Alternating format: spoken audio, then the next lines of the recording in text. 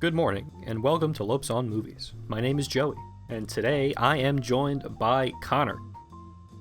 Hey, Joey. And Kyle. Hello, friends. So it's been kind of a weird couple of weeks. It's been a weird year, I feel like, but it's gotten exceptionally weird over the past two weeks or so, I would say. So how you guys doing? You know, we got this, if you're listening to this, like, many years later, we are right in the midst of the coronavirus lockdown situation where things are getting canceled left and right, and everybody's being told not to leave their houses for the most part, or, you know, not to gather with very many people. It's a crazy time to be on the earth. So how are you guys dealing with all this stuff? Good, all things considered, I guess. I'm back in Delaware. I made the pilgrimage down from New York, which New York is becoming a bit of a ghost town right now. Yeah, that's what I hear. Yeah, everything is shut down. I think more places are gonna be going that way too. Movie theaters are shut down. You know, it's an interesting time. You know. Yeah, I would say it definitely puts us in a strange position, considering like our show is usually about, you know, reviewing first-run movies that come out in theaters. But as we alluded to in the previous episode from the Invisible Man episode that we just did, the people might not be going to the theaters much anymore. Not just because they don't want to get the virus, but because the theaters very likely will not be open.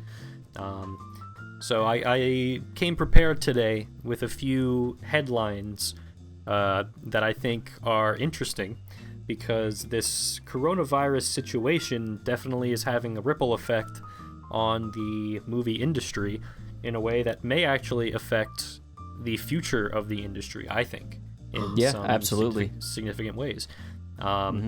So we'll talk a little bit about that, and then maybe after we're done with that, we'll fill out this episode, maybe a couple of, coronavirus lockdown movie recommendations. We're not going to tell you to watch Pandemic or Contagion or any of these. Why not? They make perfect sense. It's crazy how many people are watching those now. Yeah, I mean, it's probably the best thing that ever happened to Contagion. Am I thinking of the right movie when I think of Contagion? Hang on. You're thinking about the Matt Damon one, right? Contagion is... Yeah, that's the Matt Damon one. Let me think. What was the other one? There was Outbreak. Is that the... I don't remember that one. Yes, that is the one with Dustin Hoffman, where there's he has to contain the outbreak. I don't remember much about it. I really hope that's just the synopsis. He has to contain the outbreak. I saw it in high school. I think it was for a health class. We were in, and it's more prescient now than ever before. So everybody go watch Outbreak from 1995, directed by Wolfgang Petersen, the director of such classic films as Air Force Outbreak. One and Troy and Poseidon. The Poseidon remake, of course, right? Yeah. Yeah. Right. Anyway, moving on. So here are our headlines, our stories. So, first big one. AMC Cinemark close all U.S. theaters as cinemas across the country go dark amid coronavirus. So the nationwide shutdown of virtually all cinemas is unprecedented and could last at least 6 to 12 weeks, potentially disrupting the prime summer release calendar, which is insane.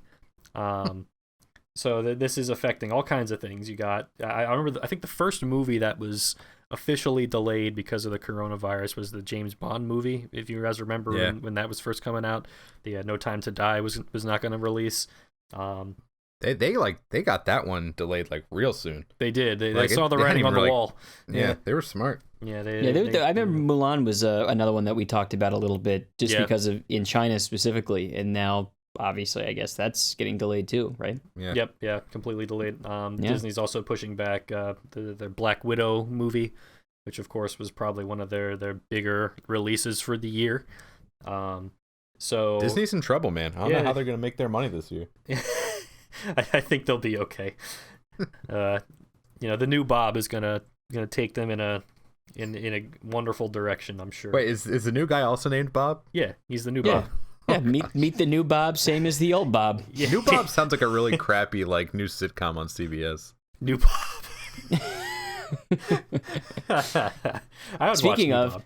imagine like what like networks like CBS and all these ones are doing, because this is going. I'm sure we'll get into this too. Like this is going to have a ripple effect on all entertainment and production of things, and we're going to be seeing this for so long. Like what are these places? What is CBS All Access going to have? What are they going to play?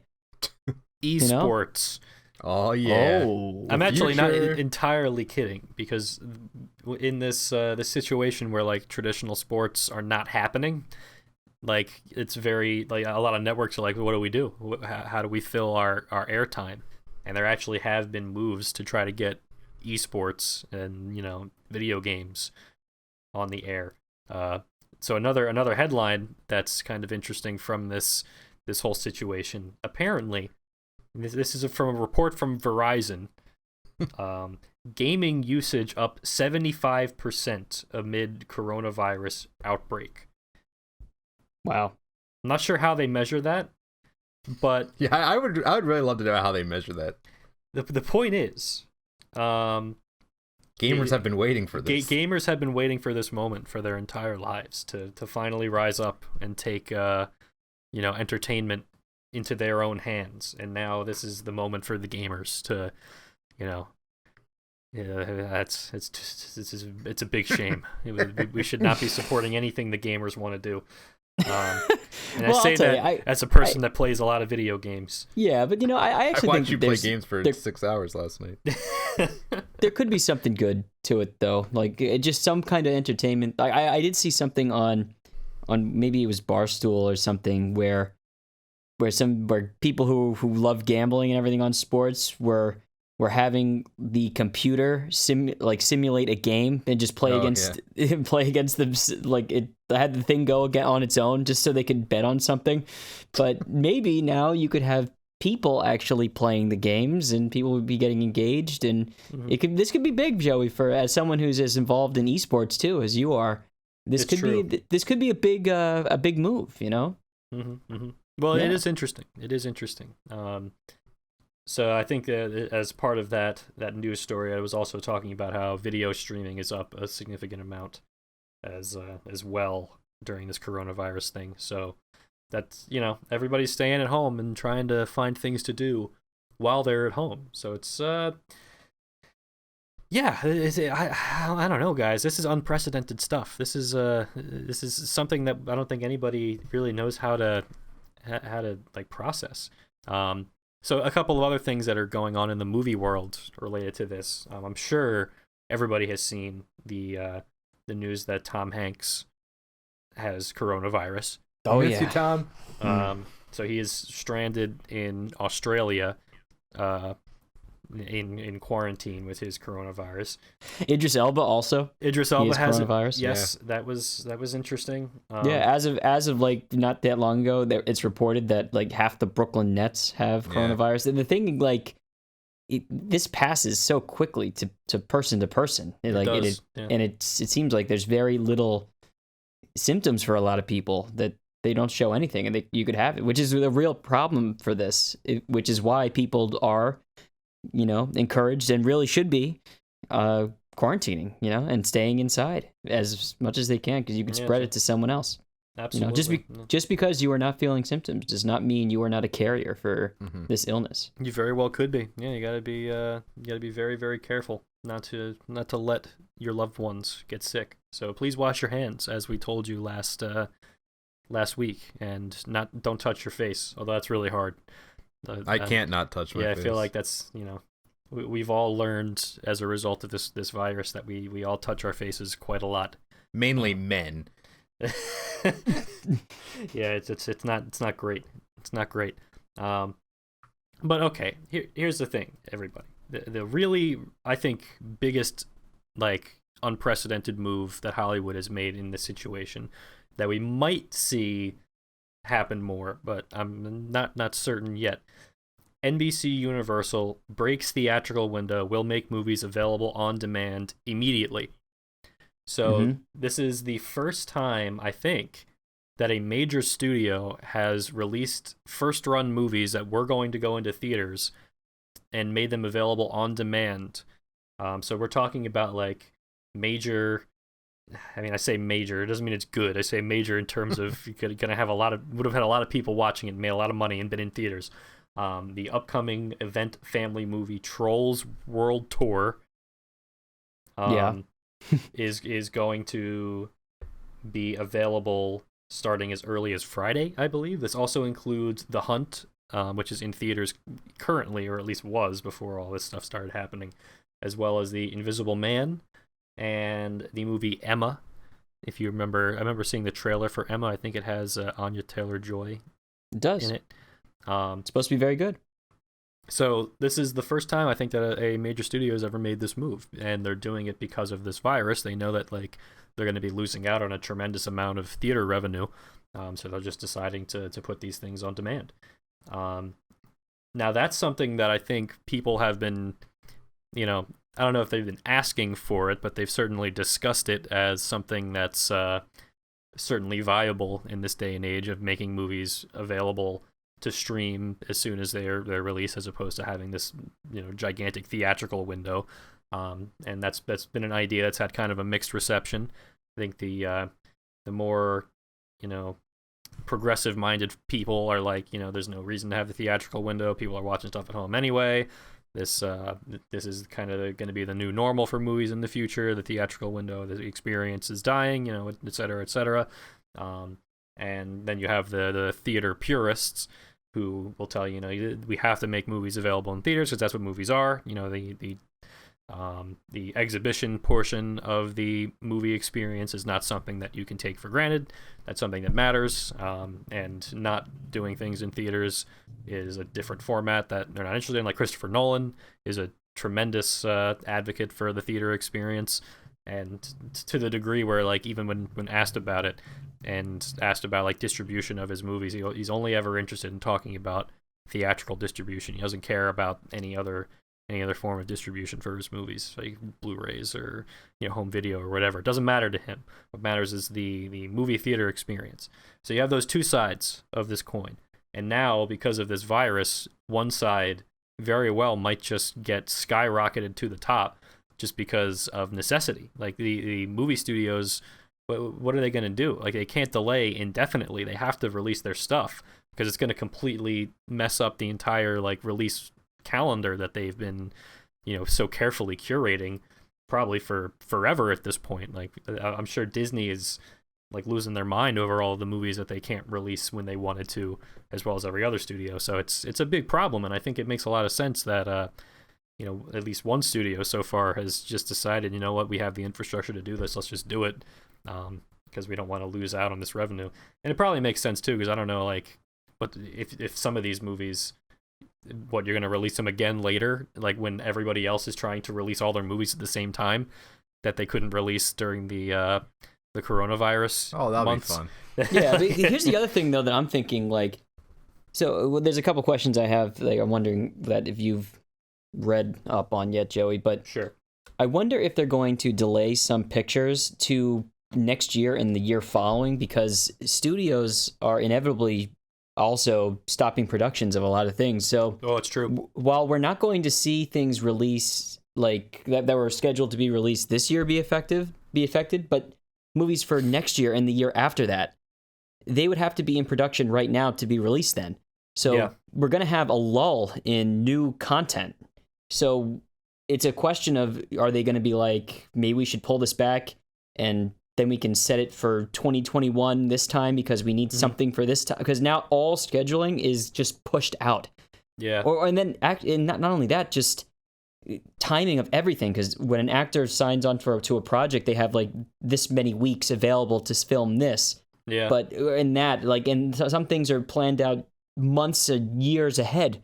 So it has like a ton of ripple effects in entertainment, and so all entertainment is being affected by the coronavirus as well. Like everything is being affected by coronavirus, but the fact that entertainment is is a big one too. So I'm wondering if rather than just if some studios would go the route of just waiting and just pushing it out until a year, 2 years, who knows. But the question I have, Joey, is what is Universal looking at for like cost? Like what are these going to cost to stream on demand? I believe it's $20 for streaming one of these first run movies. Now I remember like a long time ago there was some startup that was trying to create some like idea for this where you could stream first run movies in the theaters, and their proposal was $50 for streaming a movie. And the logic of that being, well, when you go to the movies, a ticket is only for one person and you buy concessions. So if you have a bunch of people over to your house to see a first run movie, then $50 may actually be less money than you would like collectively would have spent if you actually went to the theater. So that was interesting at the time, and I think like the idea sort of makes sense, but there's something that just kind of feels like existentially wrong about paying $50 to see a movie.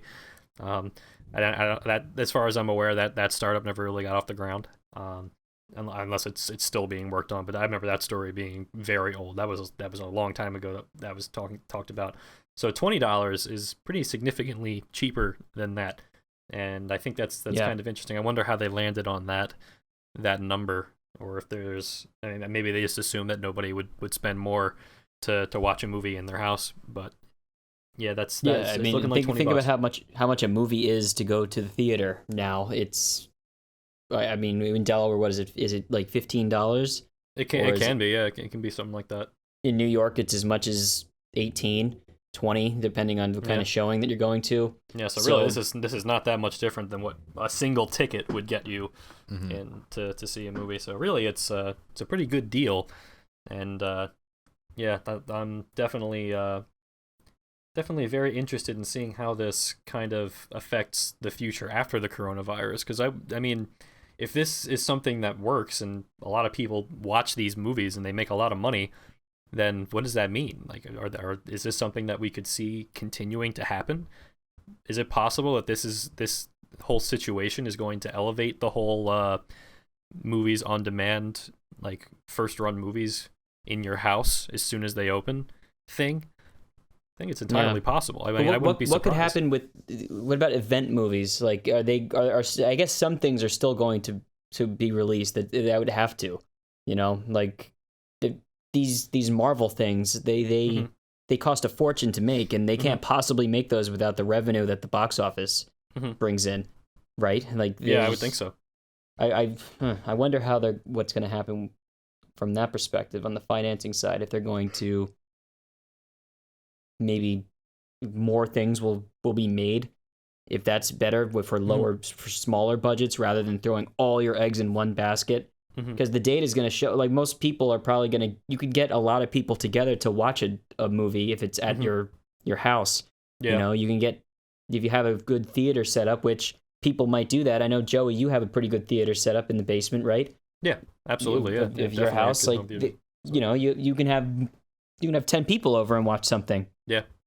Right. And for $20, that's a pretty ridiculous deal. Yeah. So it's pretty interesting. Yeah, I think you're right that the big tentpole movies are. I mean, you can see like no gigantic tentpole has been announced to be video on demand, right? Like you're seeing delays on like Mulan and Black Widow. A Quiet Place Part 2 is even being delayed.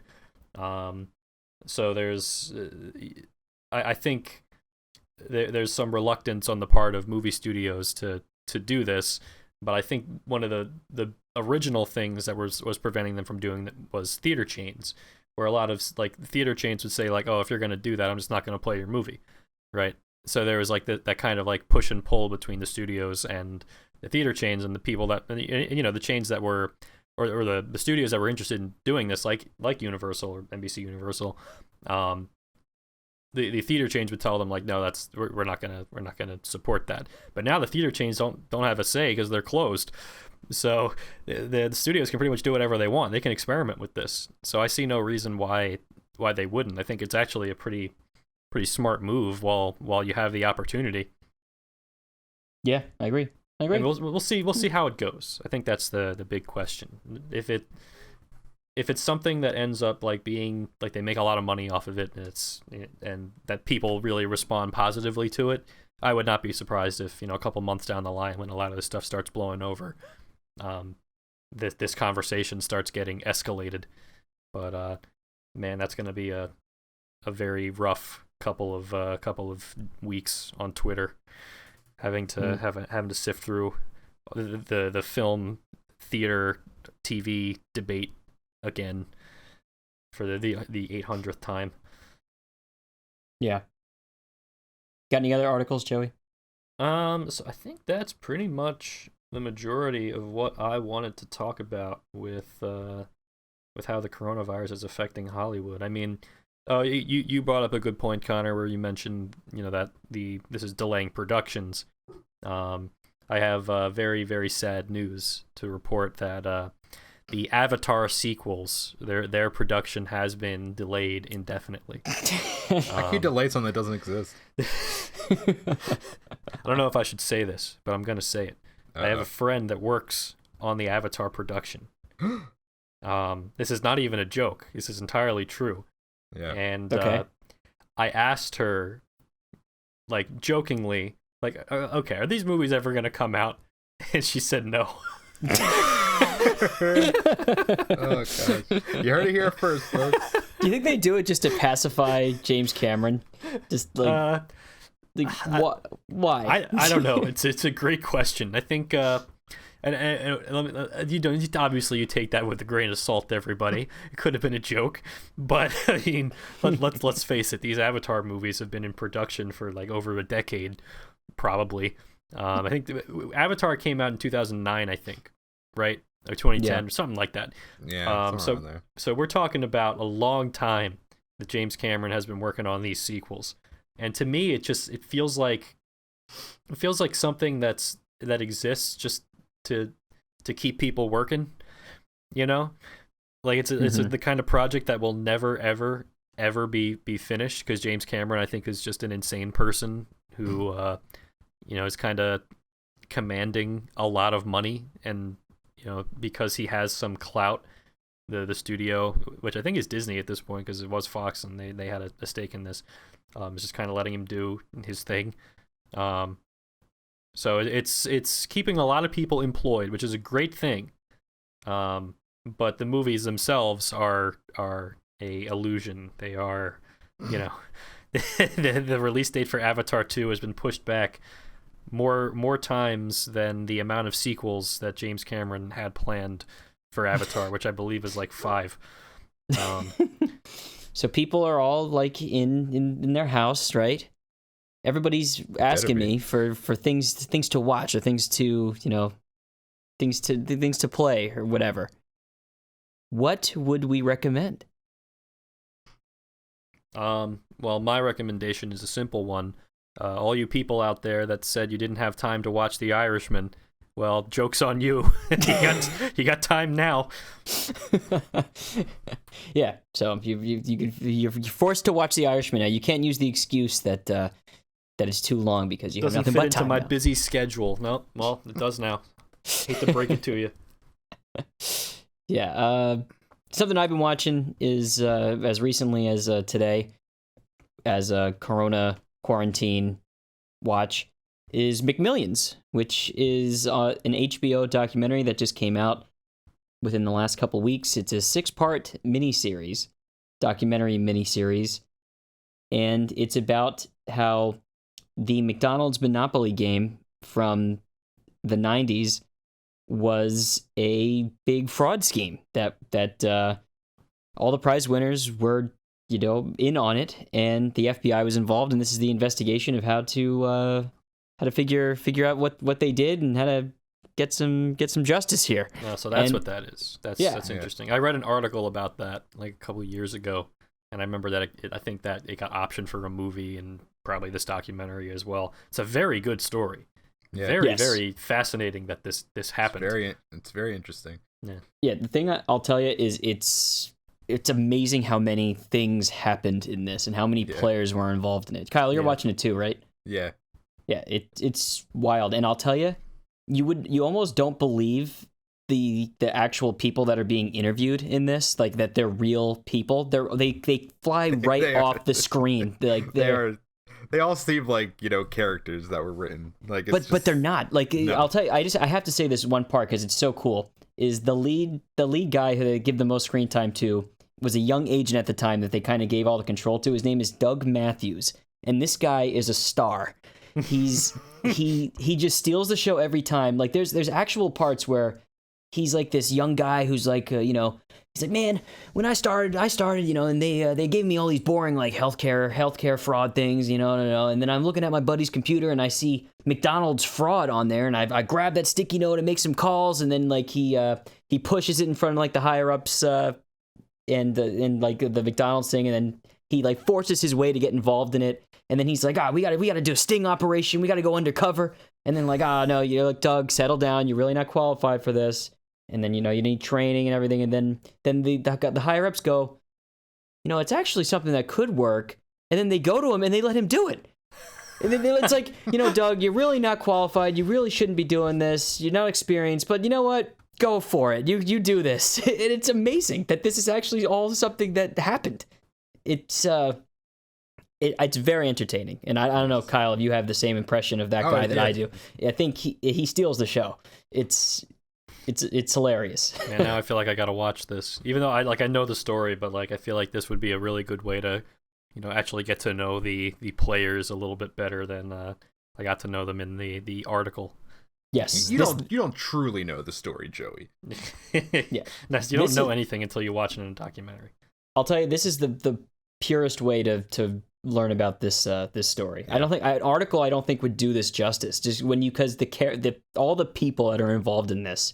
Mm-hmm. Like really like make it like a pretty riveting documentary, I would say. So I recommend it. Yeah, and it's only 6 hours long, so it's a lot shorter than The Irishman. Yeah, take that. Oh man! And with that, everybody, I want to thank you for listening to Lopes on Movies. I hope you're all staying safe. Stay inside. Don't make any sudden moves. What does that mean? I don't think that's the right recommendation. You don't think? Let's just put it don't this way. Don't move. Everybody, this is a great time to sit at home and watch movies. And if there's anything that's been on your backlog and you haven't gotten a chance to watch it, just start indulging. Get yourself familiar with that movie that you wanted to watch forever ago that you might not have had a chance to. Because I'll tell you right now, we're in this for the long haul, I think. So we may end up doing a lot of episodes on this show just about movies that we're watching at home. Okay. So, yeah, everybody, we'll see you next week.